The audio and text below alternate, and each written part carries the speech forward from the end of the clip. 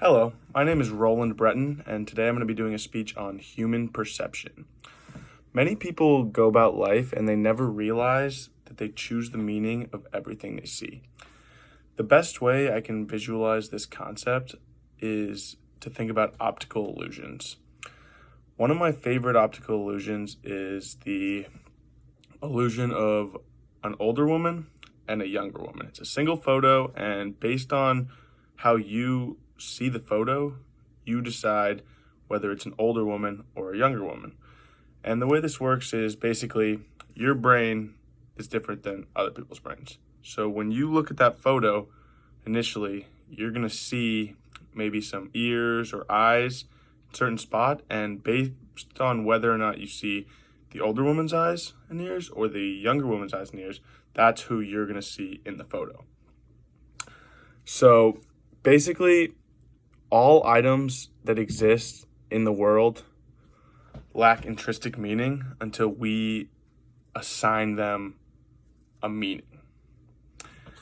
And that's pretty hard to understand at first, so we're going to get into more detail on that. But there's basically three main concepts to human perception. There's selection, organization, and interpretation.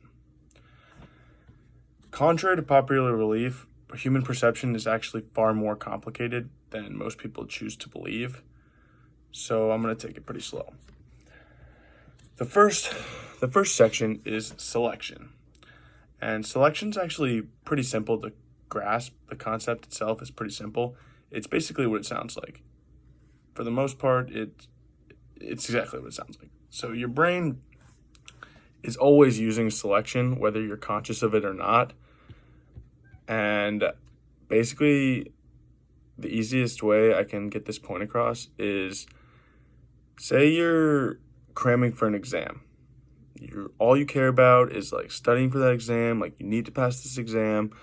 So basically you feel like you're just inside the textbook. You don't hear anything going on around you. You don't like see what's going on. You don't even notice the lights changing. You have no idea what's going on. But in another situation, if you're outside watching the sunset, just enjoying life, you're going to hear these birds chirping, maybe the waves crashing, some other people hanging out down the beach, you know what I mean? You embrace a lot more of these surroundings because you choose to accept rather than choose to focus on one thing. And basically, when it comes to selection, it's all about becoming aware of this selection so that you can take matters into your own hands. The next concept is organization. And organization is basically, once we finish selecting what we are going to see and hear around us, then we must organize those things in a way that we can make sense of it. So there's actually three primary, they're called cognitive schema, and there's three primary cognitive schema to organization. And that would be prototypes, personal constructs, and stereotypes. So prototypes is simply put, it's the ideal representation of a given category. So if you had to think about your ideal something, that's going to be the prototype for it.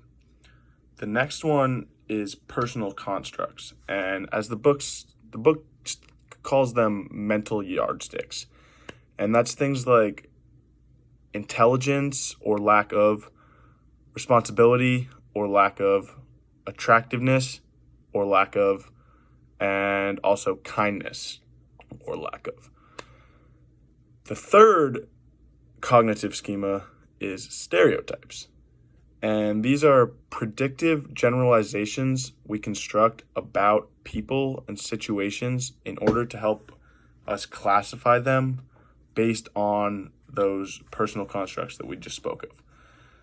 So basically, if we see someone and they're really pretty and they seem very responsible and they're really kind and intelligent, you kind of put them in a stereotype. Like, oh, these people must be wealthy and raised in a nice home because they're smart and responsible and pretty. But that's just a generalization that we constructed about these people based on their situation and personal contracts. So, moving on, the last is interpretation. This is the last step in the human perception process.